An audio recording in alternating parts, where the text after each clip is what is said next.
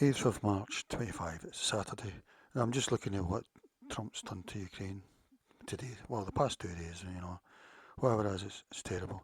But my main thing about this was, is Trump mad? And, well, the answer is yes, but I think I've always thought that anyway. I would have voted for him on multiculturalism and immigration, mass migration. I would have voted on that because it was either that. That was the two choices basically. It was Trump or mass migration and multiculturalism. Yeah. So really, there's no choice really. You put it like that, have to vote Trump.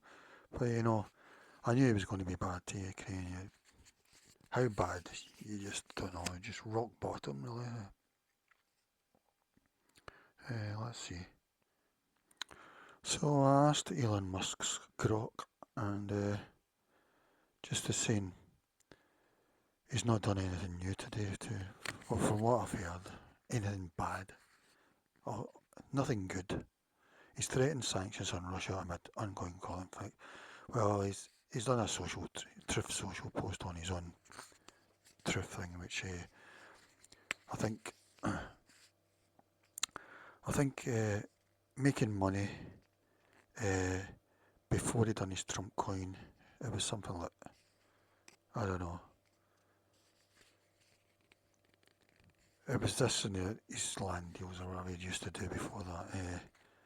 I think this was like, um, I could be wrong, like sort of 60%, 70% of his income or non-income, I don't know. So he's making that money off his fan base, off adverts, um, hardly anything from his own businessmanship. But since then, he released the Trump coin 2 days before his president's inauguration, and then Melania coin one day. I think both of them are sort of half the price now. But anyway, that would account for like 80% of his wealth or something. If it now it's cut down to like probably be like, well, probably still up there 70% or something, but it's halved or something. But yeah, so he's getting all his money now for the fans, really, basically. Um, so he's threatened sanctions on Russia, but it's not really. This is him maybe getting tough on Russia. Finally, he says something bad to Russia. Because it's really weird. Is Trump mad? Because he's telling the American people, Russia good, Ukraine bad. And I think that's just too much for anybody to think that, you know. And I think he's actually worried that Ukraine might win the war. Because at the moment, the front lines, Ukraine are making little improvements now, which they haven't for a long time. And also, Russia are using donkeys and things to get their stuff to the front line because all their vehicles are getting done in by the drones. And technology of Ukraine's probably on the upside. Tanks are almost useless now on the front line. They're using donkeys, they're putting injured soldiers on the front line as just meat waves to, to find mines and so that Ukraine will hit them and then they might find out where the Ukrainians are. That sort of thing. It's just a waste of time. We've seen videos of Russian soldiers on the front line throwing crutches at the drones. So that's how Russia cares for its soldiers. What else we've seen? We've seen camels, scooters. I mean, tiny electric scooters and motorbikes. All this. So it's not really looking like the third biggest army in the world or whatever. Yeah, and it's sort of stopped at the moment. And I think Russia have actually he stopped his big signing on bonuses now as well. So I'm wondering if Trump's worried that Ukraine are going to win. So what we're having is Trump's wanting to humiliate Europe and Ukraine, at the same time telling Europe they'll need to pay him a lot more for NATO, and they might even I think he was saying that they might just won't do that thing where one invasion of a NATO country means all are involved to the rescue, but it'll only be ones that have paying an amount of GDP. But I think he wants to stay in NATO so he still get control of Europe and that, you know. But he was saying also that they might. At the moment, it's always an American that's in charge of NATO, but he's saying Europeans might be able to take charge. But since he's done all this bad stuff to Ukraine, Europe's saying it's going to spend a fortune on Ukraine. So personally, I hope that Europe steps up and helps in every way, because he's also done away with military intelligence sharing, you know, and he's even turned back planes that were carrying weapons to Ukraine. So he really is mentally unstable, in my opinion. Personally, I don't think he doesn't care about what happens to people, you know. He's one of those type. Because we've all worked with somebody, or maybe we haven't. We all know somebody, even at school or whatever, who was a boaster and were mentally they just couldn't be normal. They couldn't be an equal. They all saw everything in there as if they were great, and they were unstable. Well, I think that's what the likes of Trump and Musk are like, you know, just these type. So it's all a bit strange. Anyway, so he's continued pause in military aid and intelligence sharing. Well, not a new action within the exact 2-day window. Trump's admin maintained a pause in military aid shipments to Ukraine, a decision initially ordered earlier in the week.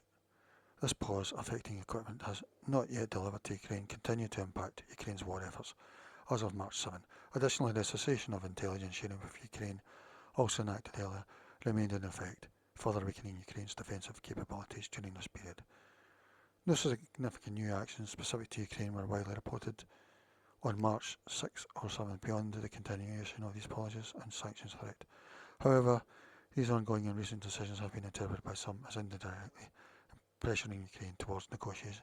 Yeah, this is the other thing. People go on about he's a deal maker and all that. He's been bankrupt 6 times since 1992. I don't know what he'd done before that. I think he was into, I don't know. But anyway, he's been bankrupt 6 times, but he's always been, the company has been bankrupt, Chapter 11, not personally bankrupt. And a lot of times he stayed on as a leader, so I don't really understand that at all. I mean, how many times do you need to be bankrupt for to be thought of as not thingy, not very good at business? And also in this case, nobody wants the deal that he's offering, and he really wants to make it as pro-Russian as possible. But even Putin doesn't want his deal, probably.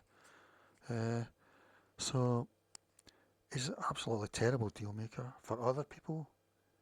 He's going to do a terrible deal here. It's not going to last very long, and he probably even just does bad deals himself. Like with Mexico and Canada, he done the trade deal in about 2019 or something like that, and now he's ripped it up. So his deals aren't even worth the paper they're on. Other people's deals he doesn't honour. I mean, he's an anti-deal maker, really. He's an anti-deal. I mean, so I mean, the only people that can get rid of him though is his own fan base, because nobody else, because they're a pitchfork crew, you know. They're the ones that would cause a civil war. So his own politicians can't get rid of him. Like Liz Truss was got rid of, you know. Let's see what else is here. So I think he's worried that Ukraine might win, and this is him really trying to make sure that they don't win. But Europe's stepping in, so I really hope Europe manage. This is what happened in Ukraine. Ukraine latest. Russia launched a significant Russian missile and drone attacks. Launched a significant assault on Ukraine, targeting 10 regions. So this is because of Trump, really. They haven't got and Ukraine haven't got the satellite images to detect the bombers taking off and stuff. Although I think France have stepped in with satellites. I don't know. Ukrainian troops in Kursk region are under pressure. Yeah, apparently Kursk, Russians have broke the line, the defence line, so that's not looking too good at the moment, according to Denis Denitov. Zelensky's push for peace talks.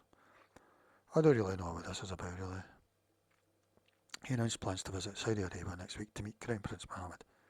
I think US are going to be there as well, I don't know. So this is another Trump's bad deals like. And what about this mineral deal? It just seems to be sort of forgotten now, you know, like. And would Americans really want it? You know, do they really want to strip Ukraine of minerals? Will they, after Trump's gone, although he will stand again, or he'll just turn it into a full dictatorship? It'll be interesting to see how Trump's going to approach the upcoming Congress elections next year, is it? Next November. Whether they'll cancel them or whatever. Because I think it looks like America's heading for a dictatorship to me. Okay, what's going on here? This is Grok.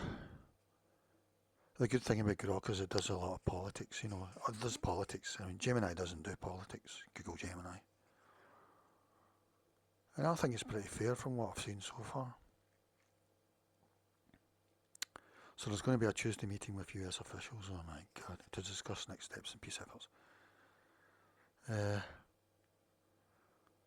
Policy shifts in European response. The US paused military aid to Ukraine earlier this week and halted intelligence sharing on March 5th.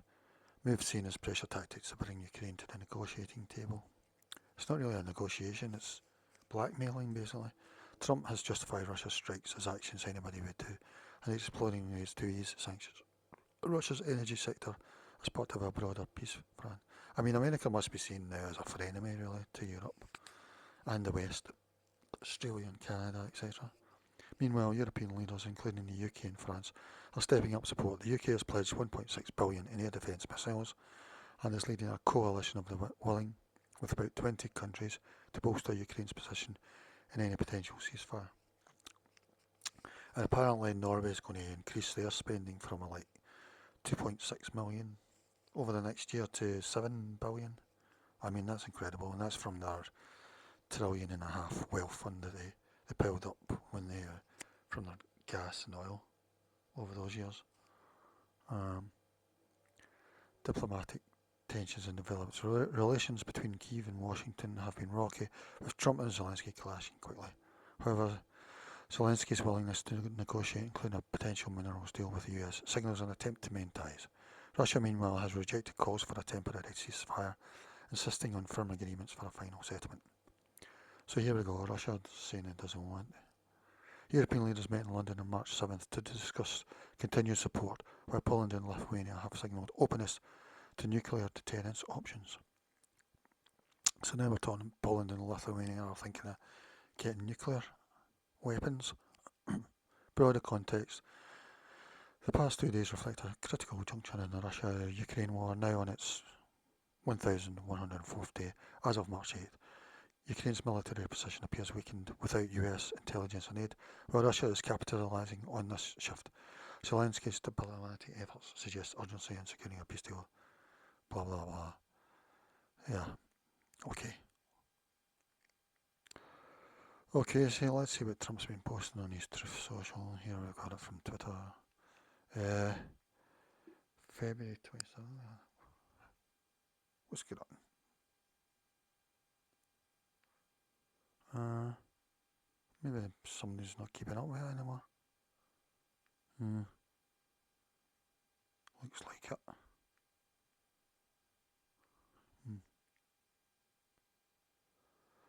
Yeah, I'm just looking. I don't know where it paused there. I paused it and I don't know where it is. So I think it stopped itself, this thing. Russia launches huge strikes across Ukraine after US halts intelligence sharing. Last night the Russian army carried out another massive attack on our energy infrastructure. Various facilities were targeted in several regions. Odessa, Poltava. In total the Russians used nearly 70 missiles, both cruise and ballistic, as well as almost 200 attack drones. All of this was directed against infrastructure that ensures normal life. Currently repair ministers.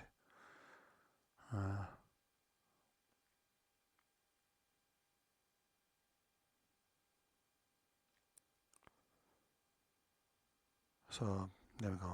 It's not a very good situation. So I don't know where my thing paused there, so I'm just going to call that a pause. But I just wanted to make the point that I think Trump wants Russia to win, and he's worried at the moment that the Ukraine's getting the upper hand.